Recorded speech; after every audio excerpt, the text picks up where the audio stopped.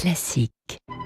7h30, 9h, la matinale de Radio Classique avec Guillaume Durand.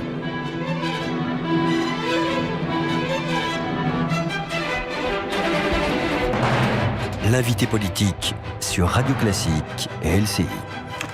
Je suis ravi de vous retrouver. Nous sommes avec Barbara Pompili, qui, vous savez, est donc une parlementaire écologiste. Et nous allons parler de la situation politique de ces entretiens de François Hollande à nos confrères de Challenge et plus généralement donc des départementales et de la situation des Verts. D'abord avec ce projet, bonjour et bienvenue, bonjour. Qui consiste à rendre le vote obligatoire ou tenter de rendre le vote obligatoire en France. Il s'agit de quoi exactement ?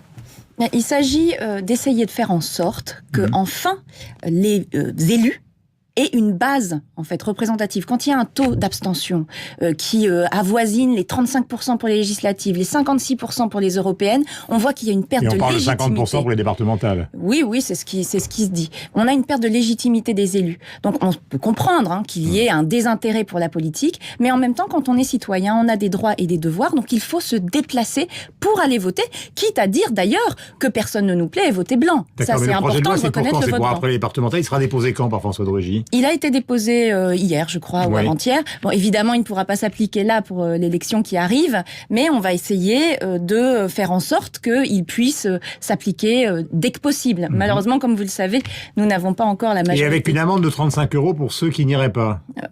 Quand on met quelque chose d'obligatoire, il faut qu'il y ait une sanction si on ne le fait pas, sinon ça ne marche pas. Impôt encore, même pour le vote. C'est pas une question d'impôt.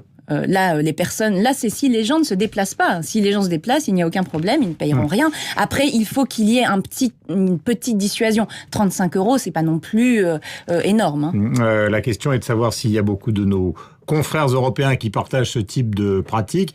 Un peu les Belges, un peu les Suisses, un peu les Autrichiens dans certaines régions. C'est ça, tout à fait. Mais on peut pas dire que ce soit massif. Non, en même temps, on a constaté dans ces pays, et notamment en Belgique, que ça permettait de donner une meilleure légitimité à nos élus. Et puis en plus, il y a des effets pervers au fait qu'il n'y ait pas ce vote obligatoire. Par exemple, les candidats, quand ils sont en campagne, ou même quand ils sont élus au niveau local, vont plus se tourner vers ceux qui vont voter, et donc vont faire des politiques plus vers ceux qui vont voter, traditionnellement plutôt, par exemple, les personnes âgées. Et on va négliger dans les politiques publiques les jeunes qui, eux, se déplacent moins. Si tout le monde se déplace, enfin, on parlera à tout le monde, ce sera plus équilibré. Vous pensez pas que la solution à l'abstention, c'est plutôt de rendre la politique attrayante plutôt que de la rendre obligatoire ?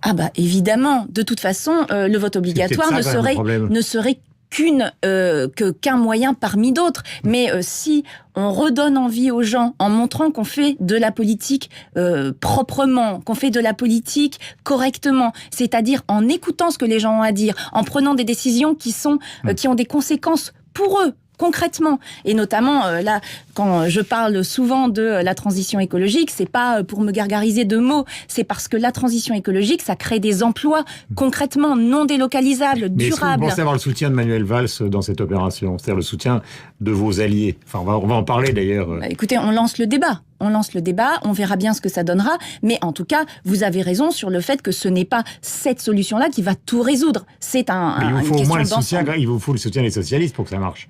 Il faut le soutien, oui, je ne vous le fais pas dire, il faut le soutien des socialistes. Question, entretien à Challenge. Alors, il y a plusieurs aspects dans cet entretien. D'abord, est-ce que vous trouvez normal qu'il ait reçu les frondeurs, le président de la République ? Il semble qu'un certain nombre de députés socialistes qui aient voté, par exemple, la loi Macron, l'aient un peu en travers de la gorge, comme Christophe Carrèche, en disant finalement, nous on bosse, nous on soutient, et c'est les autres qui sont reçus à l'Élysée. Je trouve positif que le président de la République parle à tout le monde et parle à sa majorité. Deuxième question, parce que dans cet entretien à Challenge, il parle du suicide politique de Cécile Duflot.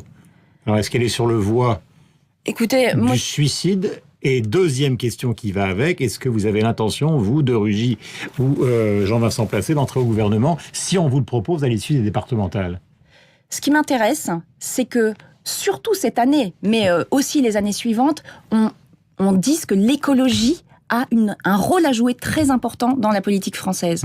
Nous avons des échéances là qui sont en train d'arriver. La conférence sur le climat. La conférence sur le climat est une échéance très importante. Est-ce que sur la conférence sur le climat, on doit écouter les écologistes ? On va y revenir. Non, mais c'est ça.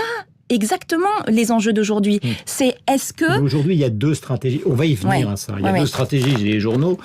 Tout le monde parle de vous. Je parle de vous comme entité politique. Il y a deux thèses. Duflot a dit dans Libération il y a quelques jours, moi je veux rejoindre en gros une sorte de pôle de gauche de la gauche pour contester la politique gouvernementale. Hollande lui répond sa seule contestation, c'est qu'elle déteste Manuel Valls. Et donc ça veut dire qu'il y a peut-être une scission et peut-être une partie d'entre vous qui vont rentrer au gouvernement. Commençons par le gouvernement. Est-ce que vous, je vous dis pas pour vous, mais vous êtes favorable à ce qu'après les départementales, les écologistes rentrent au gouvernement, peut-être justement pour défendre cette fameuse conférence sur le climat, oui ou non? Vu les enjeux, si le président de la République dit qu'il veut utiliser les idées des écologistes, entendre les écologistes et que les écologistes pèsent dans les politiques qui vont être menées, encore une fois, transition énergétique, biodiversité, la conférence climat, bien sûr qu'il faut qu'on y aille. Mais il faut que le président le dise. Ouais. Donc ce matin, on est clair, la partie des écologistes que vous représentez veut aller au gouvernement. Et qu'est-ce qui se passe avec les autres qui ne veulent pas y aller? Écoutez, est-ce qu'il y a une scission des Verts qui va... Je dis pas démarrer dès la sortie de ce studio, mais enfin à laquelle vous pouvez réfléchir. Écoutez, moi j'ai été élue en tant que députée pour faire vivre l'écologie dans une majorité. C'est pour ça que j'ai été élue. Moi, j'ai pas été élue pour faire des histoires de boutique. Donc c'est très important pour moi de faire ce que je fais depuis le début, c'est-à-dire pousser l'écologie dans les politiques publiques qui vont être menées. Est-ce que sur la loi sur la transition énergétique, il faut écouter les écologistes? Évidemment. Est-ce que sur la loi sur la biodiversité, il faut entendre les écologistes? Est-ce que sur la conférence climat, il faut entendre les écologistes? Est-ce que sur les transports, il faut entendre les écologistes? D'accord, mais donc le clash va avoir lieu. Mais c'est exactement la position inverse que défend Cécile Duflot, qu'elle défendait dans Libération il y a 3 jours. Écoutez, encore une fois, je ne sais pas ce qu'il va se passer. Ce que je sais, c'est qu'on a un besoin urgent de l'écologie pour faire... D'abord, pour changer la politique économique de ce pays, parce que la politique économique de ce pays, si elle ne prend pas l'écologie comme une priorité, elle va passer à côté d'une superbe opportunité. Et notamment en termes d'emploi. La question d'éventuelle scission, parce qu'à un moment, vous me demandez de jouer à Madame Irma. Non, je vous demande pas de jouer à Madame Irma. Vous me demandez ça. Moi, je n'ai pas. Ce que je veux, c'est que tous ceux qui se sentent écologistes et qui ont envie de faire pousser l'écologie travaillent à cela, travaillent sur le fond. On a des sujets très importants cette année. Si on passe à côté de ça pour faire de la politique politicienne, on est mort.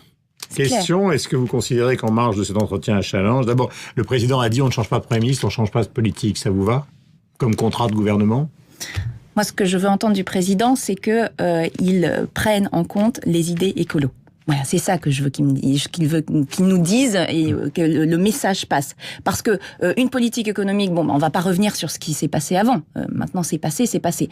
Par contre, sur l'avenir, encore une fois, sur les transports, sur l'habitat, sur les logements, on a des créations d'emplois pérennes, non délocalisables, qui sont là, à la portée de notre main. Et là, moi, je parle de centaines de milliers d'emplois sur les énergies renouvelables.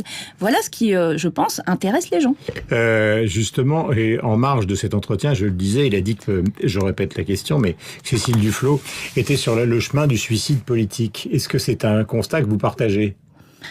Moi, ça va être difficile à dire de votre part, mais en fait, vous le pensez. Oui, je ne partage pas cette volonté de faire une nouvelle formation politique à la gauche de la gauche. Parce que, encore une fois, nous, les écologistes, nous avons des idées à porter qui me semblent très importantes. Donc moi, j'ai envie de porter ces idées-là. Donc elle a tort.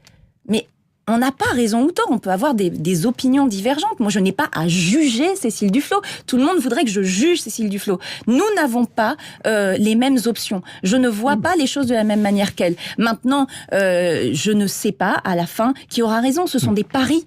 Ce sont des paris sur l'avenir. Qui vont être tranchés quand ? Écoutez, ça, on verra. Nous ne sommes pas les seuls à décider, comme vous pouvez le comprendre. Justement, c'est ce qu'il a dit aussi. Il considère, François Hollande, je le cite à plusieurs reprises, qu'est-ce qu'il y a eu cet entretien à Challenge, qui a de la part de Cécile Duflot, et peut-être aussi d'ailleurs à la gauche de la gauche, et même chez les frondeurs, quelque chose qui ressemble plus à la détestation personnelle de Manuel Valls qu'à une véritable opposition politique. Est-ce que vous pensez, puisque vous êtes toute la journée à l'Assemblée, qu'il y a quelque chose de vrai dans ce constat du président de la République? Est-ce que c'est une allergie plus qu'une opposition qui s'exprime? Écoutez, j'espère que non. parce que quand on fait de la politique, il faut un petit peu se détacher des contingences de personnes, même si on est dans l'humain, donc je peux l'entendre. Mais en même temps, là, nous avons 2 ans devant nous pour que ce pays reparte sur des bons rails, pour que ce pays revienne dans l'emploi, pour que les gens se sentent enfin dans une dynamique d'espoir de retrouver enfin une vision de l'avenir. Nous, on a 2 ans pour faire ça, on a 2 ans pour y travailler. Nous, on veut être utile dans ce cadre-là. On veut montrer que ce qu'on porte, ça peut apporter cet espoir et ça peut apporter de l'emploi. C'est à ça que j'ai envie de travailler. Et encore une fois, les états d'âme des uns et des autres ne m'intéressent pas. Et non pas une candidature des Verts en 2017. Mais c'est pareil, tout ça. Toutes ces combinaisons hypothétiques d'alliances. Oui, mais il s'avère. Je ne sais pas d'ailleurs. Je ne sais pas quelle est la pensée de Cécile Duflot. Vous lui poserez la question. J'ai arrière-pensée. Ou encore plus, les arrière-pensées, je les connais encore moins. Par contre, 2017, c'est dans 2 ans.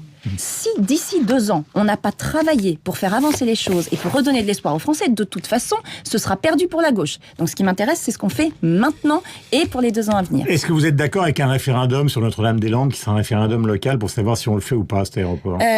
J'ai toujours été pour la démocratie directe et participative. Simplement, faire un référendum local sur une question d'intérêt national, ça me paraît un peu décalé.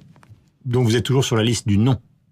Du non, pourquoi ? Contre cet aéroport. Ah, je vous confirme que je suis contre cet aéroport et nous sommes contre cet aéroport tout simplement parce qu'il est inutile et que pour avoir une politique de transport globale, il faut voir quels sont les enjeux de demain. Cet aéroport pouvait répondre peut-être à ce qui se passait dans les années 60. Aujourd'hui, nous sommes en 2015. Si vous entrez au gouvernement, ça va être la bataille parce que... Non, l'aéroport de Notre-Dame-des-Landes, c'est un désaccord qui a été acté même avant qu'on rentre en gouvernement en 2012. C'était sorti vous avez de aussi l'accord. La portion d'autoroute qui doit être construite en Poitou-Charentes, il y a un problème sur ce thème-là. Vous avez peut-être noté que les socialistes ne sont pas écologistes et que c'est pour ça, d'ailleurs, qu'ils ont besoin des écologistes pour qu'il y ait une confrontation d'idées sur ces sujets-là. Notre politique des transports doit être en accord avec les enjeux du réchauffement climatique et avec les besoins du quotidien. Moi, je prends la ligne Paris-Amiens extrêmement régulièrement. Je peux vous dire que je sais ce que c'est que les transports du quotidien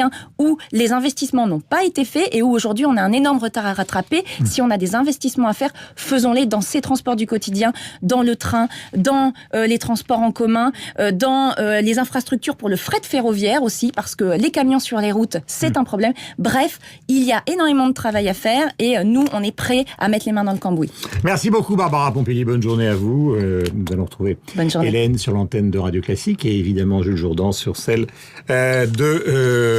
Hélène sur l'antenne de RCI et Jules Jourdan sur celle de Radio Classique. Je ne suis pas descendu depuis le match d'hier soir. Bonne journée à vous. Donc, voilà, bonne journée. Hélène. Ouais, merci beaucoup. Hélène. AXA.